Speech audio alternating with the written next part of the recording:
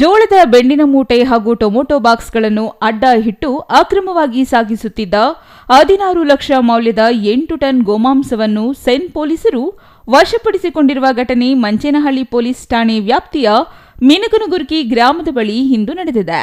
ಆಂಧ್ರಪ್ರದೇಶದ ಹಿಂದೂಪುರದಿಂದ ಬೆಂಗಳೂರಿನ ಶಿವಾಜಿನಗರಕ್ಕೆ ರವಾನೆಯಾಗುತ್ತಿದ್ದ ಗೋಮಾಂಸದ ಬಗ್ಗೆ ಖಚಿತ ಮಾಹಿತಿ ಪಡೆದು ದಾಳಿ ನಡೆಸಿದ ಚಿಕ್ಕಬಳ್ಳಾಪುರ ಸೆನ್ ಪೊಲೀಸರು ಸುಮಾರು 16 ಲಕ್ಷಕ್ಕೂ ಅಧಿಕ ಮೌಲ್ಯದ 8 ಟನ್ ಗೋಮಾಂಸ ತುಂಬಿದ 3 ವಾಹನಗಳನ್ನು ಹಿಡಿಯುವಲ್ಲಿ ಯಶಸ್ವಿಯಾಗಿದ್ದಾರೆ ಎಂದು ಎಸ್ಪಿ ಕುಶಾಲ್ ಚೌಕ್ಸೆ ಮಾಹಿತಿ ನೀಡಿದ್ದಾರೆ.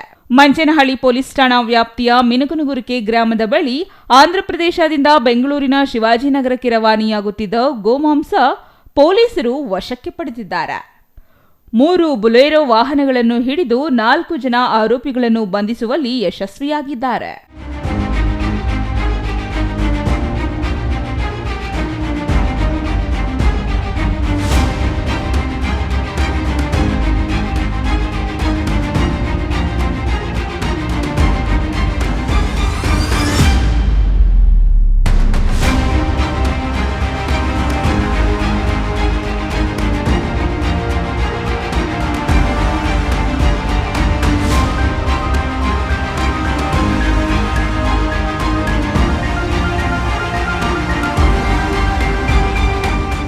ಬಂಧಿತ ಆರೋಪಿಗಳನ್ನು ಹಿಂದೂಪುರ ಮೂಲದ ಆರಿಫ್, ಆಸಿಂ ಪಾಷಾ, ಶಿವಾಜಿನಗರ ಮೂಲದ ರನ್ ಮತ್ತು ನೂರುಲ್ಲಾ ಶರೀಫ್ ಎಂದು ತಿಳಿದು ಬಂದಿದೆ.